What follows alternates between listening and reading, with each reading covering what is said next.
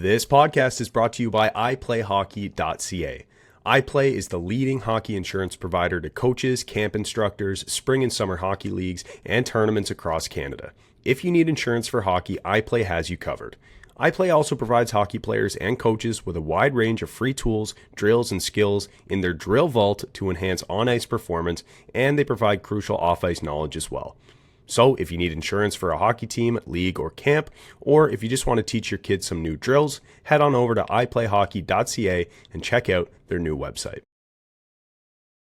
What's shaking, everyone? Welcome to episode 256 of the Boys in the Booth podcast. Just Cody and Abrams with you for this one. As you can see, Melbourne is not with us. He had some other commitments that he had to get to and were a little more pressing. So just the two of us here, Case. Looking forward to talking about, core four stories, a variety there, and then talking about players in the NHL right now. Is their stock up or their stock down? The interesting thing with that, Harp, if you want to segue a little bit, is that I have both Bo Horvat and Elias Pettersson in my NHL Fantasy Stars team in my lineup right now. And I wanted to bring up that leading into this episode, this recording, I was beating Chad by 1 point. I have 300 and I had 334 points this week, and he had 333. So we're right there. And live update, I'm 333. He's 324. So I am the best, and I won't even mention your abysmal performance here so far. But man, it was touch and go there for a bit playing against Chad, because you know who killed me so far was Buffalo. And I don't even know how that could be possible, but that 9-3 game against Chicago, I got minus 14 points on Chicago because of that. They had so many goals, and that let Chad pass me. And I was like terrified. And then I play Ehlers tonight as my left winger, and Buffalo completely shuts him out. Not a goal, not a shot, not a hit. He was invisible. Yeah, he did nothing. No, he did absolutely nothing. Yeah, it was. Yeah, he might be sold here real quick by me, but there's a real Owen Power showing on the fantasy night. But that's another good one. Yeah, but I mean, things are going good now. I got Colorado putting up 25 points for me, and Chad is dormy right now. So looks like I'm going to win the first week of the NHL Fantasy Stars. There you go. Yeah, definitely a cool app that we just started using this week. The way I kind of look at it is, it's like, when we were kids growing up as hockey fans, like, we loved playing with hockey cards.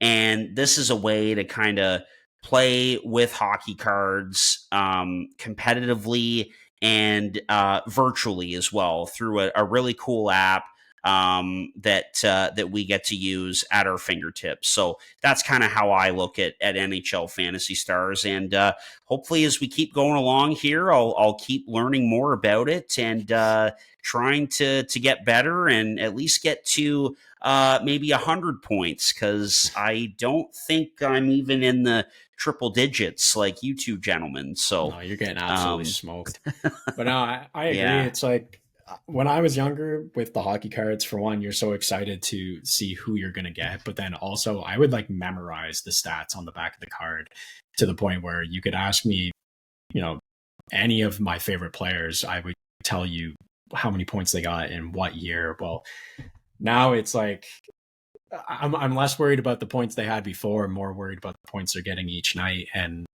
seeing who you can grab. But it's nice to be able to kind of either go the pack route, or also just buy someone who, kind of to tie it into this episode, someone whose stock is higher than maybe what their card sells for. Like a guy like Victor Olofsson, who for a long time there in Colorado was absolutely killing it, playing power play time and scoring lots of goals. He's been beating up the New Jersey Devils in his career, but that's a guy who I went out and picked up cheap because his situation in Colorado is so good. And yes, there's another stock up player, I guess you could say. Yes. No, definitely. Anything else on NHL Fantasy Stars from your vantage point? No, other than if I'm wearing the crown after this week, then I'm going to try the hardest to hold on to it. Yeah, no, absolutely. All right. And on that note, NHL Fantasy Stars is back for the 2025-26 season, a free to play daily fantasy hockey game that lets you relive the excitement of ripping open packs and collecting gold, silver, base, and ultra rare all-star cards. Play anytime on Apple or Google Play and compete against us, the boys in the booth, all season long. Scan the QR code or click the link below to download and claim your free pack today. Let's get into Core 4 stories. Here we go. Core 4. Core 4. Core 4. Core 4. Core 4. Core 4. Core 4 is Core 4. Core 4. All right, Case, here we go with Core 4 stories to kick off episode 256, starting with Alex Ovechkin passing Joe Sakic for 10th on the NHL's all-time points list. Case, I don't know why we continue to point out the fact that, Ovi's having a slow start to the season and he's not really scoring as much, and then all of a sudden it changes like that. The guy's red hot. Let's just not bring up when he has a little slump because clearly it's nothing. The guy has still got it and is now in sole possession of 10th on the NHL's all-time points list, passing Joe Sakic. Yeah, I think the only time we can actually talk about his lack of production in the NHL is when he is no longer active in the NHL, because it's just automatic that at some point in the season he's going to take off. And then watching him score, he had 3 goals and an assist in a game at 40 years old to pass Joe Sakic. It's like, not only does he beat these records or, move up on the list, but he always does it in such dramatic fashion and just a 4-point night to do it. Guy's ridiculous. One of the greatest of all time.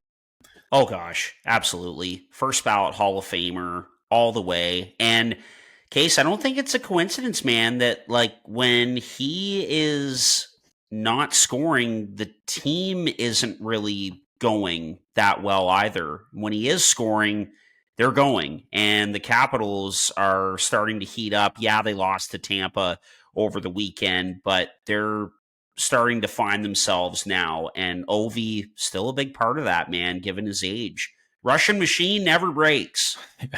I think he's just such a presence in that locker room, and there's such a buzz when, he's scoring and moving up the list or breaking records, because everyone wants to be involved in that.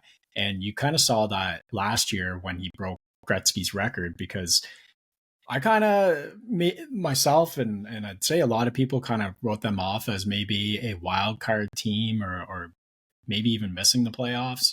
But they seem to have this movement behind getting Ovechkin past that record that led to them playing great hockey and scoring lots of goals and being a good team. So it's, not only does he just have the impact statistically to the team when he's not scoring, but I feel like everyone is behind him when he's playing well. BetterHelp is the paid partner of this video. The new year is a blank space for you to write a new story. BetterHelp makes it more convenient to get you started. BetterHelp is fully online, making therapy more comfortable and convenient. They carefully make sure therapists on the platform are well qualified, and their customer support team is there to help you if you have any questions. With over 7,000 reviews and a 4.5 rating on Trustpilot, BetterHelp is a platform you can trust. Your next chapter starts today. Get 10% off your first month of BetterHelp online therapy at betterhelp.com/boysinthebooth in paid partnership with BetterHelp.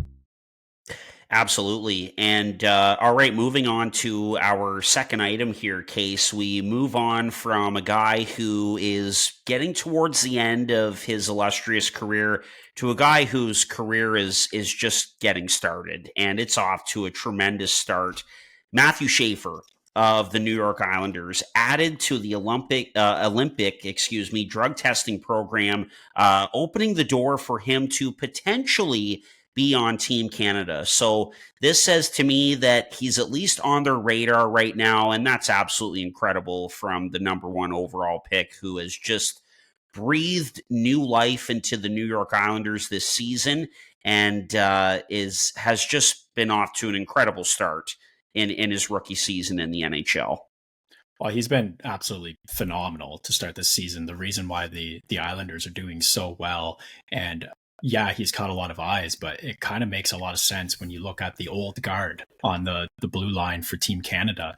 A lot of guys going down with injuries or even retiring in the case of like a Pietrangelo, but you have Doughty out, you have, a guy like Ekblad, you don't know if he's going to be healthy come time. And it's just kind of a lot of guys in and out of that back end. So they want to have some options, and this is going to be an option for them for a long, long time. And you also saw how important he was to the World Juniors when he was still healthy on that team. So yeah, I think it makes a lot of sense to at least have him on the radar, at least be able to pull the trigger on him kind of last minute on when you have to submit your team. So this is great to see. And he's such a great, you love to root for him, especially I watched that video of him giving his stick to a fan in the stands who had just beat cancer, a young girl. And it's fun to watch him play and fun to watch him interact with people. And he's got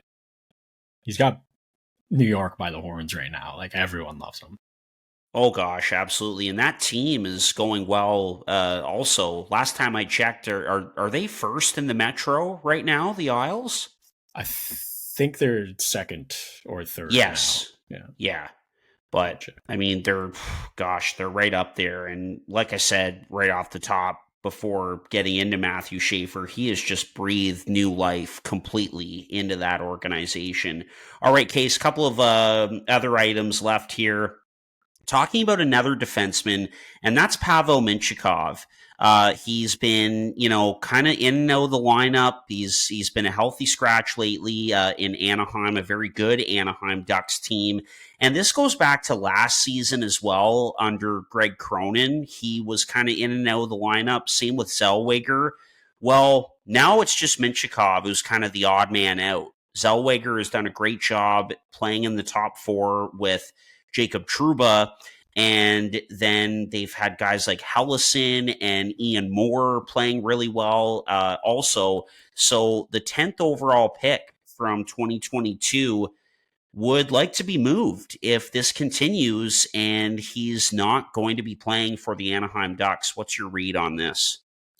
Yeah, that kind of shocked me. The ask for a trade is wild, but it's kind of on par with Anaheim's history of being a defense factory where they just kind of grow someone into having lots of value and then trading them on the back end and rinse and repeat. But I think Mintyukov kind of caught us all off guard.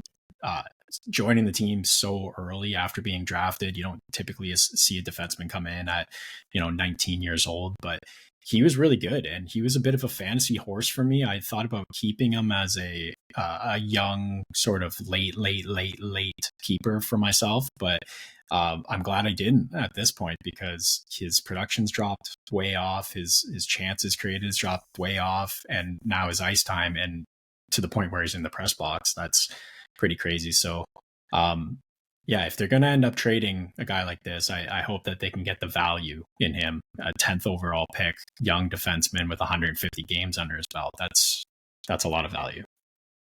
Yes, definitely. Will be interesting to see how this plays out. And, it's not exactly a great spot for Mintyukov because he is not going to get very much sympathy from that head coach and that general manager, a couple of old school guys who will just say to him, look, like, you have to earn your ice time. And that's it at the end of the day. So, all right, final item here. Alexander Texier was just placed on waivers for the purpose of contract termination from the St. Louis Blues.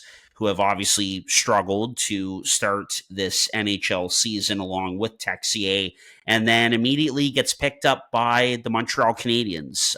So the forward from France, former Columbus Blue Jacket, signs a 1-year, $1 million deal with the Canadiens. We know that Montreal is banged up a little bit, especially down the middle in their forward group. Texier is a guy that can play center.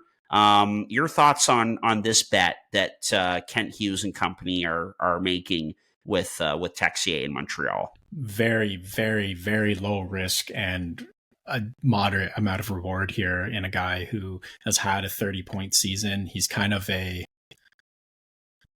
I don't know if you'd call him a quadruple A player because he hasn't spent any time in the AHL, but he's that guy who has skill, who doesn't quite play in the top 6. So it's a bit odd trying to fit him in the lineup at times. But he's got wheels, speaks French. That fits nice. But I think that this could work out for Montreal. They've kind of had some guys like this in the past that have worked out. So I like this pickup, and $1 million free wire pickup. Why not?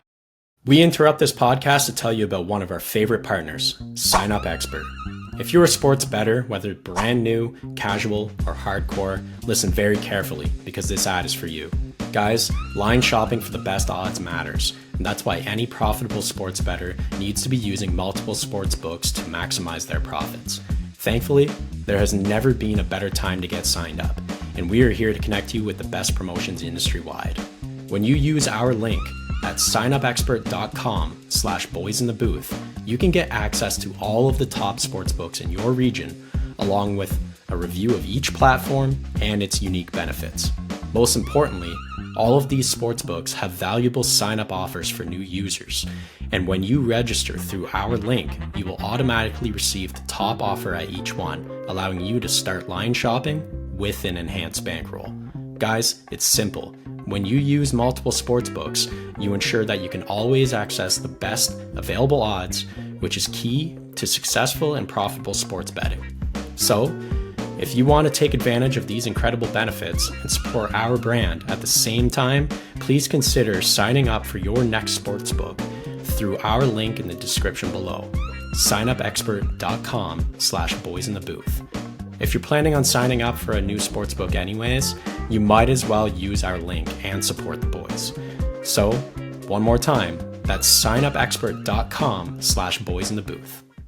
Yeah, and even though these two players are hurt in Kirby Dach and Alex Newhook, I mean, they took swings on those guys, and it has seemed to have paid off, especially with Newhook, and even Dach, was healthy to start the season and was playing really well. So I could see this being kind of a mini, home run here for the Canadiens.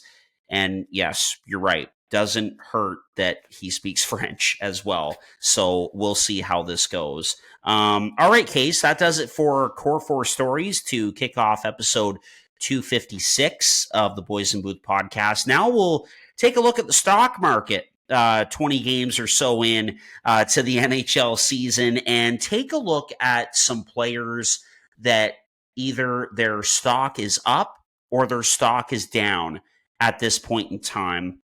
Now, we've got one player each for each category. So, Case, let's start on the positive side of this as we look at the stock market here. And players with their stock currently on the up and up right now in the National Hockey League. Who have you got in that regard?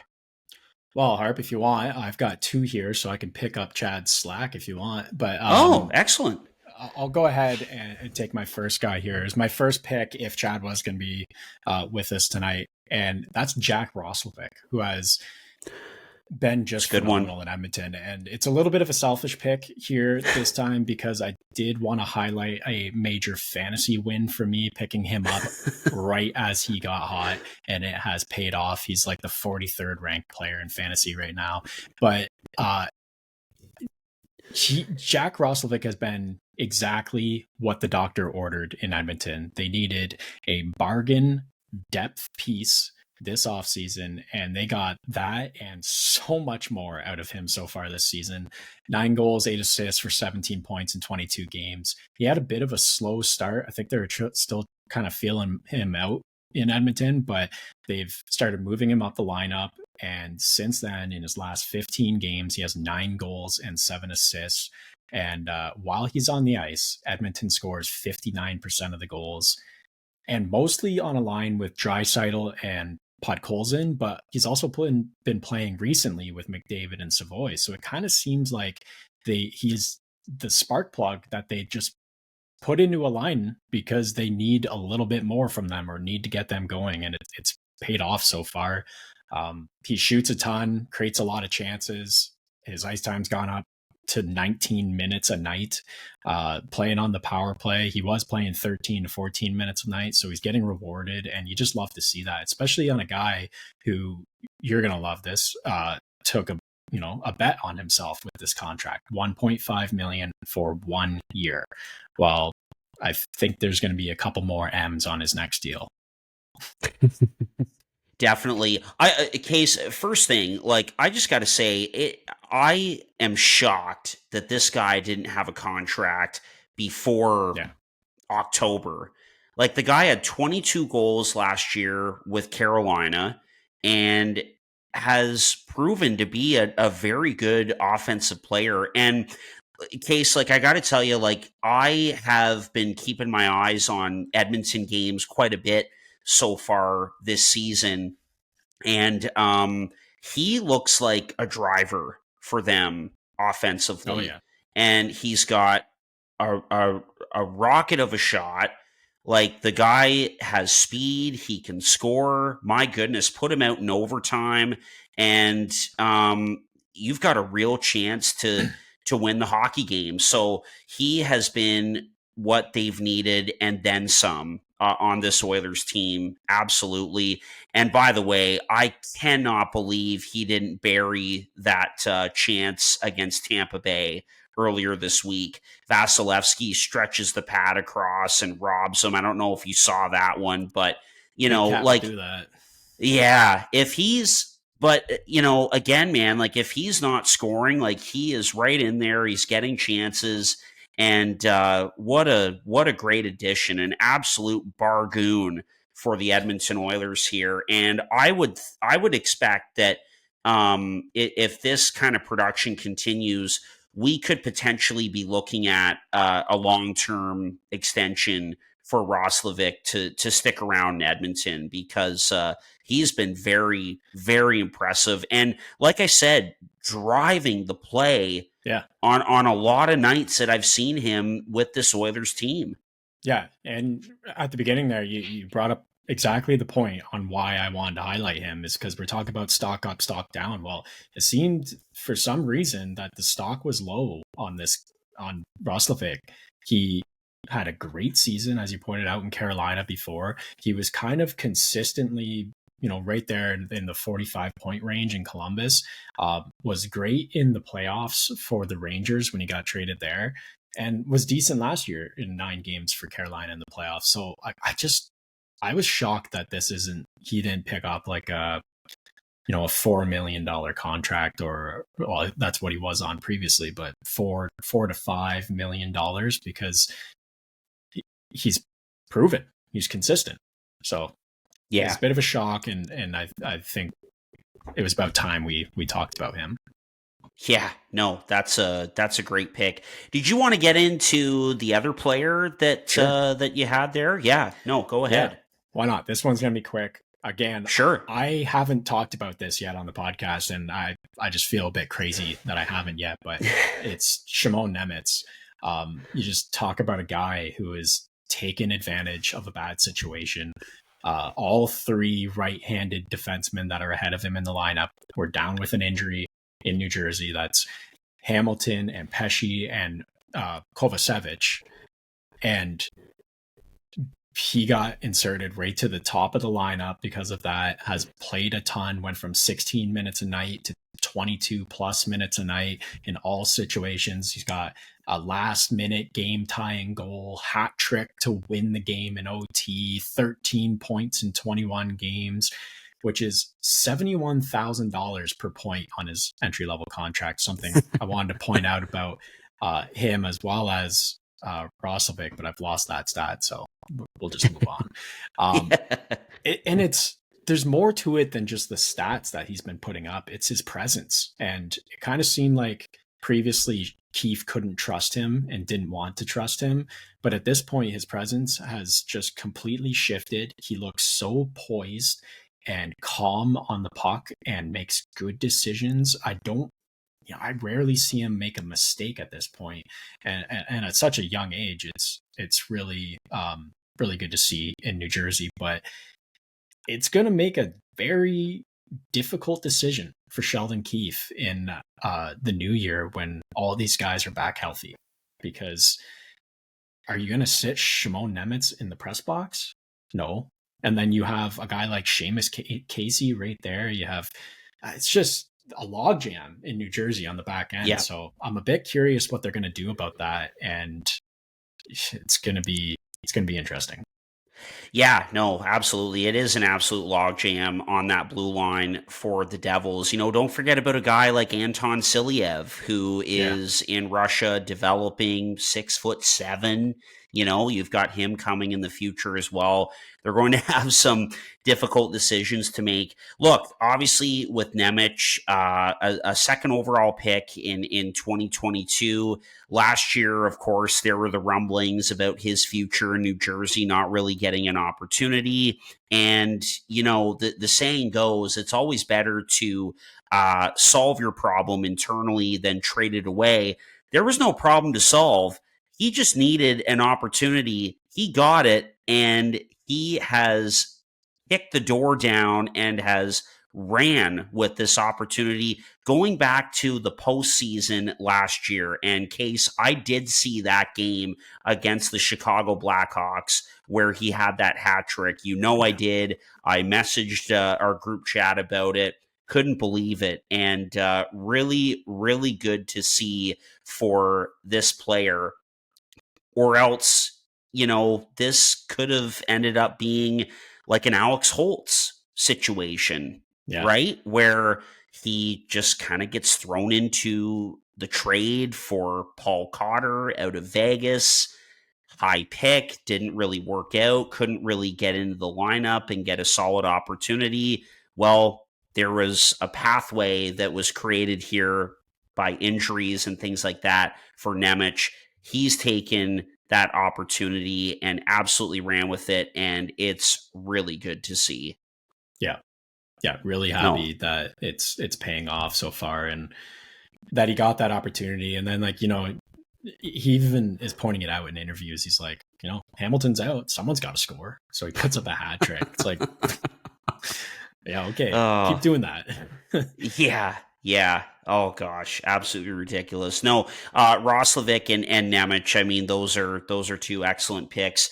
The guy that I have, Case, is also a defenseman, and it's Mattias Samuelsson of the Buffalo Sabres. And going into this season, my goodness, the entire Buffalo fan base was just so down on this guy. And look, I understand it. I was down on this guy too. He is on a long-term contract. He can never stay healthy, blah, blah, blah. Well, Lindy Ruff even said it. He has been their best defenseman so far this season. Now playing on the top pair with Rasmus Dahlin. He's got 11 points in 20 games, a +9, goals in 3 of his last 5. He's already hit his career high in goals, albeit with 5, but it's taken him only 20 games to do so. He had 4 in 62 last season. I watched the game on Sunday afternoon against Carolina. He has a big hit in front of the net on Jackson Blake. He just looks like a totally different player and has completely changed the narrative around him. And it's really good to see. And I think it's something that the Buffalo Sabres really needed from a guy like that. So I have the stock up for Mattias Samuelsson of the Buffalo Sabres. This podcast is sponsored by SeatGeek, the absolute best ticket app out there. SeatGeek takes the confusion out of buying tickets, making it quick and easy to get the best deals to tickets at your favorite sporting event. SeatGeek does this awesome thing where they score each ticket out of 10 based on its value, so you know whether you're getting a good or a bad deal. Last time I got tickets to see the Devils play, I first saw red tickets. I waited it out, monitored the price in-app, and once I saw green, I pulled the trigger. SeatGeek makes it that easy. And here's the best part. SeatGeek has completely hooked us up. Boys in the Booth listeners get $20 off their first purchase on SeatGeek with the promo code BOYSINTHEBOOTH in all caps. Click the link in our description to download the app, and remember to get your discounted tickets using the code BOYSINTHEBOOTH in all caps. Get great seats for a fraction of the cost with SeatGeek. Well, I would agree that the stock is up on him, because if you look at his chart, it's been a mountain range at times, because when he first kind of came around and, you know, he was playing with Dahlin and it was kind of seemed like the perfect match and match made in heaven and everything was good. And then last season, I would say it dropped straight back down, and now it's, you know, a quick peak back up, because he's back playing on the top pair. He's playing a lot of ice time. It's kind of like that. Jan Ruda in Tampa Bay is always where I go with this as an example. You need the guy to play with Victor Hedman. You need the guy to play with Rasmus Dahlin. And it was a perfect yin and yang, at least the first season when he was around, because he's that defensive defenseman you can trust and free up your top guy with. But putting up 11 points, we didn't expect that. And I don't even think it's asked of him, yet he's still doing it. No. To me, that the stock is certainly up on Mattias Samuelsson. Well, and again, like I'll point this out once again: 3 goals in goals in 3 of his last 5. Like, who the heck is this guy now? But no, the stock is up on Samuelsson for sure, and I'm glad you agree. Okay, should we get into kind of the negative end of things here, guys whose stock is down right now? Yeah, let's do it. I don't like the negative portion as much, but it's got to be done. Yeah. All right. Well, who have you got in that regard? Okay, this one's gonna feel like it's a bit out of left field, because sure, I feel like he is one of the least talked about guys in the NHL. But I'm gonna talk about Phillip Danault in LA, and I'm bringing him up because he has been a consistent 50-point two-way guy for LA for 4 years, and he was pretty darn good when he was in Montreal before too. But this season he has 4 assists, no goals in 22 games. His ice time has plummeted down from, you know, that 17, 18 minutes a night type guy to 13 and a half minutes a night. It's not been good for him. And at times, especially when Kopitar was out of the lineup for like 4 games, they really needed that center depth to pick up the slack. Quentin Byfield did do that, but Phillip Danault was just kind of non-existent for them. And this is a guy that you want a lot out of right now if you're the LA management, because not only do you want to go for a run with Kopitar in his last year, and maybe Doughty, you know, his future's kind of up in questions now. So you want to go for a run, a deep run, and you're going to need depth, especially at center. And on top of that, you want his stock to stay high, because a 50-point two-way penalty killing center receives a premium at the trade deadline. And especially with a contract at $5.5 million, he'll be a rental next year. So I just think that, you know, after this window kind of starts creeping closed with Kopitar gone, Doughty on the way out, they're going to need to do a retool. They have lots of young, good pieces, so I don't think it's a full rebuild, but Danault might be a guy you want to trade next year, and you need his stock to be high because, again, that's a premium piece. But it's not been good so far this season. Yeah, no, Danault is a good one. I agree. It's a guy that you would definitely like have to sit and do some digging or some thinking to pull his name out of the hat, but his stock is definitely down. Like, for that guy not to have any goals at this point in the season and, you know, to only have 4 assists, I mean, that's pretty shocking when you're talking about Phillip Danault. And I like the point that you brought up about, how two-way centermen who can produce offensively go for premium prices at the trade deadline. If you're looking for an example, Scott Lawton went for a first-round pick and Nikita Grabenkin last season at the trade deadline from Philadelphia to Toronto. Oh, exactly. Exactly. And again, like you mentioned, to your point, without Kopitar, we very much believe this will be his last season.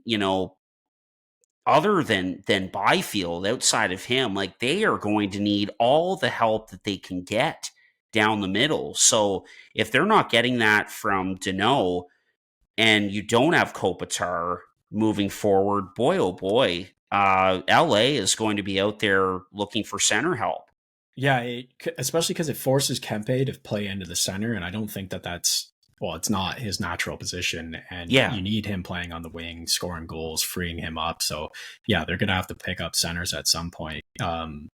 So yeah, makes just a ton of sense. But yeah, I was perusing the lineups and looking at different players in different ways to try to figure out, whose stock is way down. And the way I looked at it is a $5.5 million 50-point guy is put up 4 points in 22 games. That's $1.38 million per point. And that's a tough way to look at it. And that's kind of why, I went with him here and just kind of expected more out of him. And maybe that's why we don't talk about him so much, just because he's been consistently a 45-point guy, 50-point guy. And that's not really on the top of your radar, but it's also not someone you're ever going to be annoyed with or mad with because they're doing it. So yeah, no, exactly. That's a great point for sure.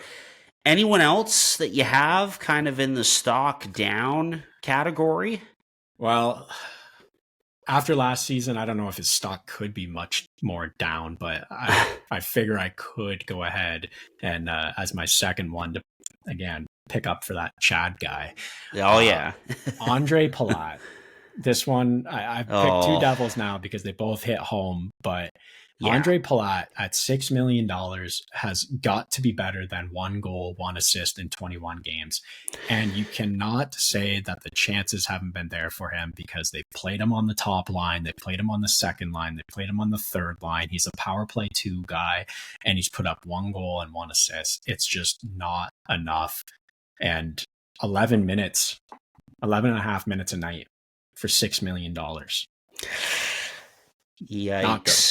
No, so that's for sure. I'm calling him out, and I'm hoping that maybe this is the chance that, when I talk about a guy, the tides turn, and usually it's the other way. They get worse, or they light up my team or something like that. But I'm hoping bringing up Andre Palat means that he's going to score some goals here. At least be good in the playoffs, because that's why you got him. He's supposed to be the most clutch player in Tampa history or whatever. But here we are. So stock at the bottom for Andre Palat. Yeah, well, and you know what? Like, as soon as you brought up his name, I'm like, you know what? I'm going to just take a look at Alex Killorn's numbers in Anaheim, and he just has the 1 goal and 6 assists in 22 games. So a couple of former Tampa Bay Lightning Cup winners on big contracts with their respective teams struggling. And of course, they're both on the wrong side of 30. But I mean, you look at other players around the league who are making less than these guys and who are producing into their early 30s. I mean, look at a guy like Jason Zucker with the Buffalo Sabres as an example. So Palat's a good one. And he's kind of a guy for me in New Jersey in that forward group that just gets lost in the shuffle. But the problem is he's making $6 million. It's like, kind of reminds me of when Louis Eriksson had that deal with the Vancouver Canucks. I only bring him up because obviously the cap hit was the same.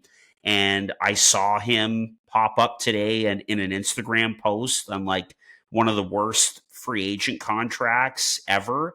And so I just wanted to bring that up as well. But yeah, well, you totally get it, man.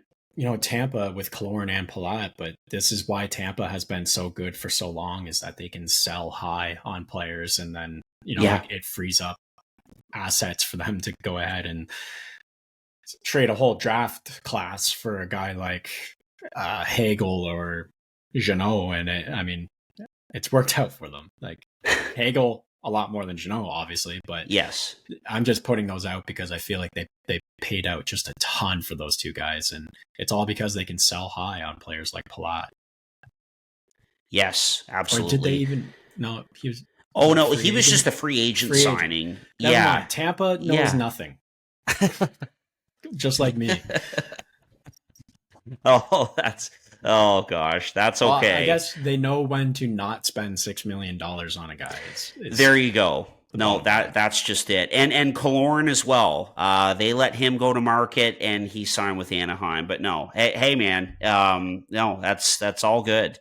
Listen, they just chose not to pay them. The idea is that they had assets because they let these guys go. Yeah. Just need to be tweaked a little bit. They have these guys, they just chose not to pay them rather than, let them be acquired by another team and get assets back. Just need to be tweaked slightly. Yeah, that's fix that in post. Yeah. Awesome. All right. And Case, I've just got one guy that I wanted to mention for his stock being down. And look, I don't like piling on, but I have to bring up JT Miller. And it's not only because of that viral video that we saw of him just, with a lackadaisical effort in the defensive zone against the Vegas Golden Knights, but man, that does not look good on you when you're this, crusty veteran guy who is all about accountability, no BS, like the shirts that they had made for everyone on the New York Rangers going into the season, and you give an effort like that in the defensive zone as the captain of this team, a team that, is looking to get back into the playoffs after just a disastrous year last year. Hasn't started all that well this season either for the New York Rangers. And if they're going to have any success or have a chance of making the playoffs, he's got to be a big part of that. But on top of that viral video that we all saw, he only has 6 goals, 6 assists, 12 points in 22 games, a -7. And when you look at the New York Rangers and look at the guys that kind of make them go, the first centerman that you could bring up is Vincent Trocheck. Like, he is a huge part of that team. Actually, Elliot Friedman was the one who brought this up and said that he considers Trocheck to kind of be the heartbeat of their team. And that's a problem as well. You're not even mentioning the guy that you just chose to be your captain, and now Miller is day to day with an injury. So maybe you could give him a little benefit of the doubt that, an effort like that is maybe because he's hurt, but still, it doesn't look good. He's not producing the way that he can. I know he's a little bit older, but there's a lot more in JT Miller than what we've seen to this point, not just in that video that everyone saw. So your thoughts on Miller in the stock down category?